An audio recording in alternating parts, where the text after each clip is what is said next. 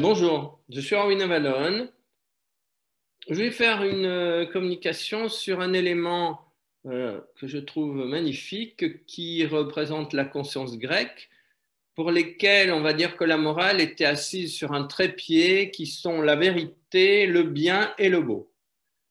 Volevo fare una comunicazione su diciamo il fondamento della psicologia greca o della cultura greca che era basato sulla verità, il bene e il bello.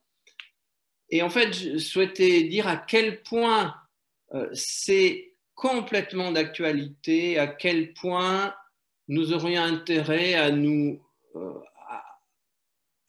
fondre, à nous immerger dans cette sagesse antique.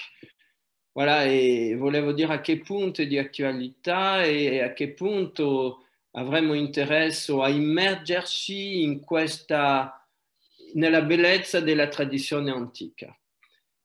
Actuellement, bon, ce qui se passe dans la société, la chose la plus, on va dire, douloureuse, c'est l'absence totale d'idéal. Attualmente la cosa più terribile nella nostra società è la mancanza totale di ideale. Il n'y a plus d'idéal, il n'y a plus de perspective et donc il y a forcément une paralysie totale des bonnes volontés parce que si on ne sait pas où mettre nos énergies, comment voulez-vous les utiliser?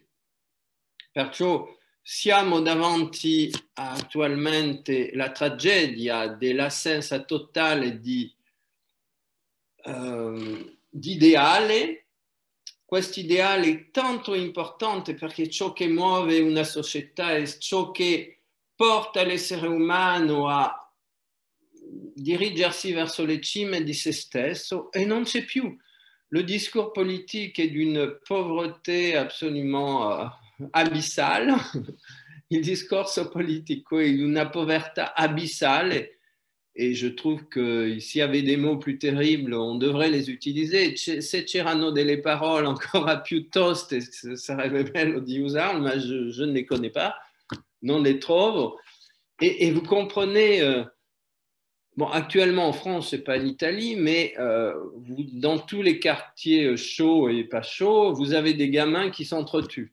Actuellement, in tutti i quartieri dei periferici delle città francesi ci sono dei ragazzi, dei adolescenti, ma 15-16 anni, che si ammazzano. Et si vous voulez, je pense, bon, bien sûr, il y a tout un tas de facteurs, hein, chiaramente ci sono un mare di fattori, mais je pense que l'élément le plus pathétique, c'est l'absence totale d'idéal. Ma penso che la causa più patetica è l'assenza totale d'ideale. L'idéal, c'est vraiment ce qui porte l'individu vers les cimes de soi-même. L'idéal è ciò che porta l'individuo verso le cime di se stesso. S'il n'y a pas d'idéal, eh bien, ces enfants sans idéal, et pire encore sans idéaux, ils ont une telle colère, une telle rage envers la société. Questi bambini senza ideali hanno una tella rabbia verso la società che invece, et non ne sanno che cosa fare, ils ne savent pas quoi faire de cette colère. Donc en fait, comme ils ne peuvent pas la balancer aux adultes qui sont plus forts, eh bien ils s'entretuent, come non la possono buttare su adulti che sono più forti, si ammazzano tra di loro. C'est une façon, on va dire, d'éradiquer la colère par les rapports de force, un modo di eradicare la rabbia attraverso i rapporti di forza. E perciò questa trinità sublime che costituiva veramente il cuore della civiltà greca, per me sarebbe fondamentale di poter rimetterlo veramente nel cuore di tutti gli individui. Et donc pour moi, cette merveilleuse trinité de la philosophie grecque, c'est un idéal sublime qui serait tellement utile on va dire, de remettre à l'ordre du jour dans notre société. Voilà, donc on va étudier ces trois piliers, studiamo un po' queste tre pilastre. La vérité, c'est ce qui vient avant toute chose, la verità è ciò che viene, è la prima condizione per creare una società sana. La vérité, c'est la première condition pour créer une société saine. La vérité est la clé de base de tout fondement et de toute construction. La verità è la chiave di base di ogni tipo di costruzione, ogni tipo di realizzazione. Le mensonge, c'est vraiment l'effondrement de la conscience individuelle et sociale. La menzogna rappresenta il crollo totale della coscienza individuale e sociale. Le mensonge amène le mal et le mal engendre le lait. La menzogna provoca il male e il male dà nascita al brutto. Et c'est exactement ce à quoi nous assistons actuellement. Le mensonge, le mal e le lait. Esattamente ciò che vediamo attualmente. La menzogna a tutti i livelli, il male et il brutto. Ça se voit dans l'art.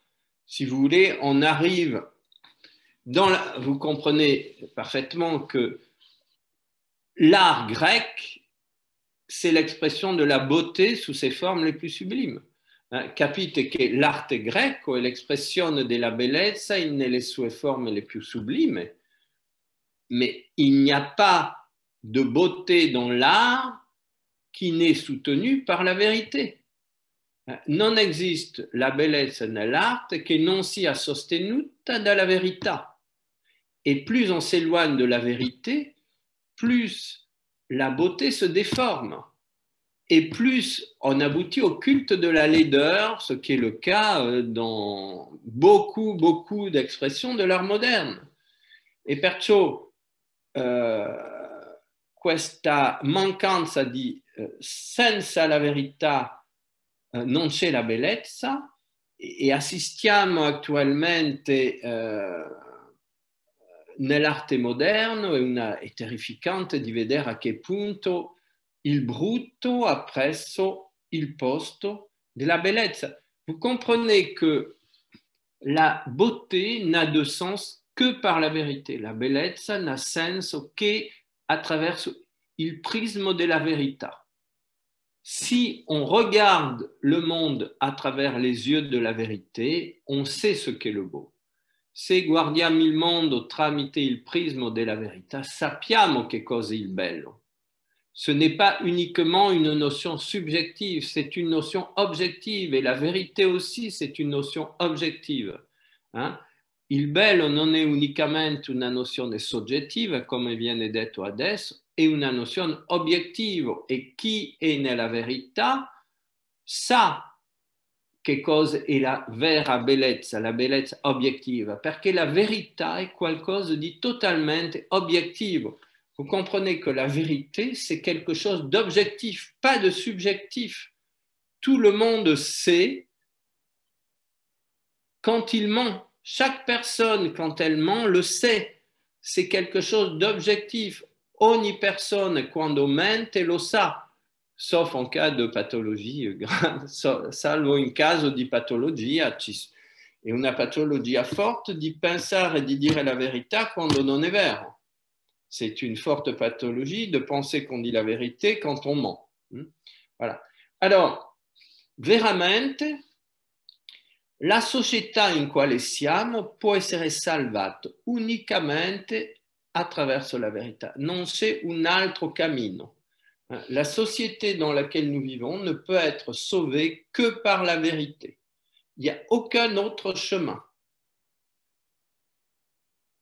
Ça veut dire quoi? Ça veut dire que ceux qui dirigent ont un devoir de vérité absolue envers les populations, mais envers la conscience et envers le monde divin. questo significa che quelli che dirigono hanno una responsabilità assoluta di verità verso quelli che dirigono, verso loro stessi e anche verso tutta la società e verso il mondo divino. La vérité, c'est la clé absolue, c'est la clé de voûte de l'âme. La verità è la chiave di sostegno dell'anima. Alors, si vous voulez, comme je l'ai dit, dès lors qu'il y a la vérité, c'est comme si un diapason se mettait à changer de fréquence à l'intérieur de nous. Et à ce moment-là, on ne peut plus agir qu'en fonction du bien.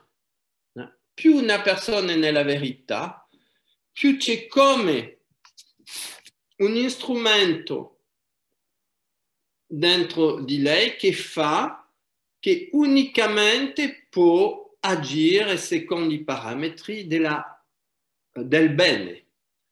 Et donc, si vous voulez, la vérité implique la pratique des qualités. La verità va implicare la pratica delle qualità. Et vous avez un extraordinaire, bien sûr, exemple qui est celui de Socrate, qui préfère boire la ciguë que ne pas être dans la vérité qu'il a professée aux autres. E avete un esempio straordinario dello spirito greco, quello di Socrate, che preferisce avvelenarsi che non rispettare la verità che ha diciamo, pronunciato verso gli altri. Et Socrate, c'est vraiment, on va dire, le miroir du plus haut niveau de conscience de la Grèce antique. E perciò Socrate rispecchia il più alto livello di coscienza della Grecia antica. Et vous comprenez pourquoi l'art grec est un art sublime, c'est vraiment le monde de la beauté par excellence. E capite perché l'arte greca è un'arte sublime e l'arte della verità per eccellenza.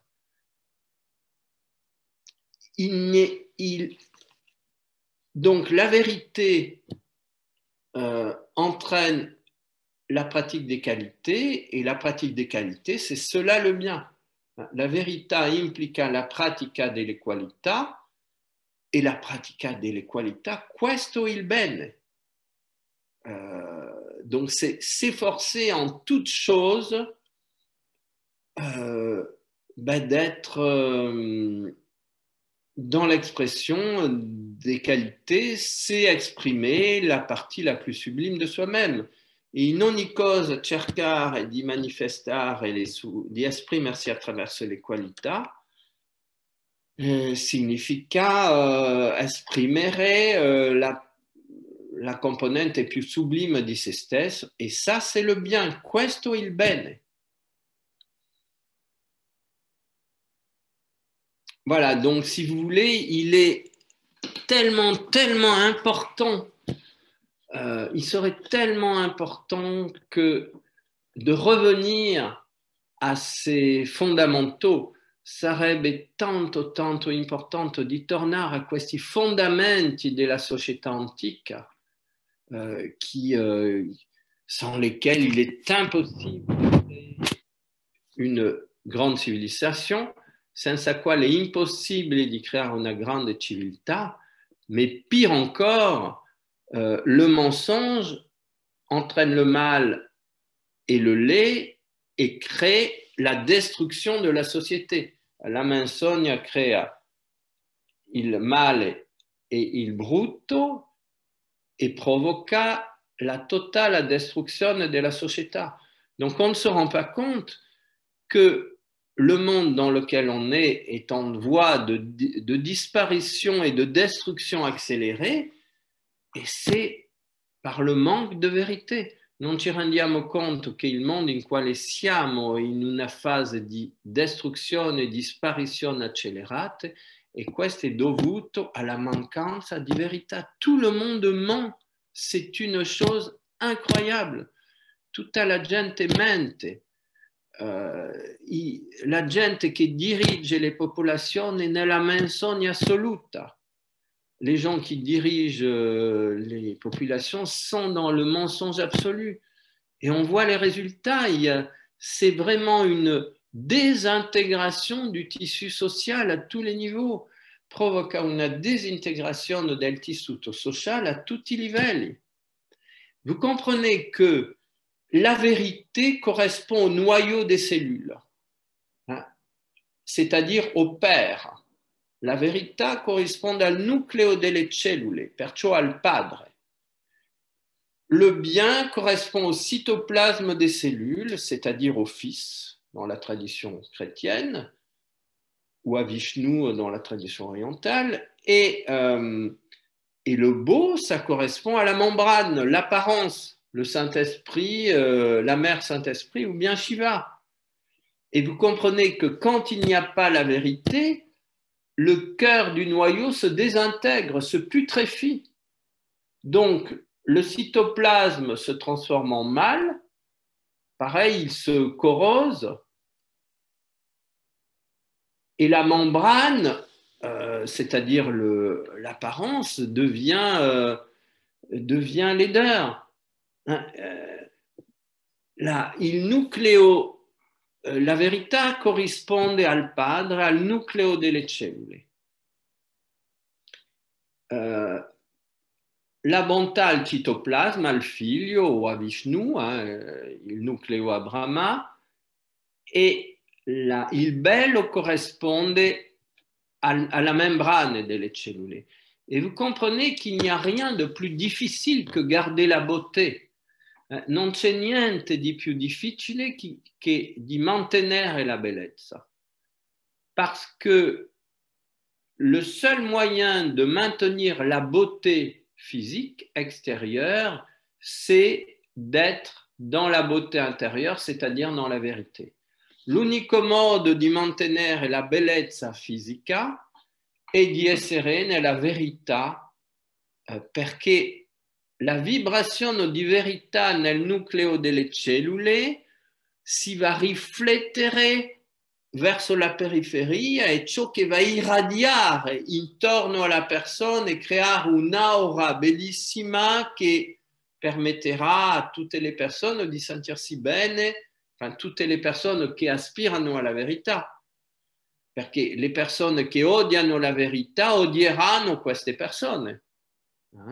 Donc, si vous voulez, c'est très important parce que s'il y a ce noyau de vérité à l'intérieur de l'être, eh bien, ce noyau de vérité explose vers l'extérieur et se transforme en bien au niveau du cytoplasme, en beauté au niveau au niveau apparent et bien au-delà encore, et va créer une expansion autour de la personne, une aura, on va dire, c'est la Merkaba, ce corps ce chariot de lumière autour de nous, qui fait que les personnes qui sont en recherche de vérité se sentiront comme aimantées par ces personnes-là. Et par contre, celles qui détestent la vérité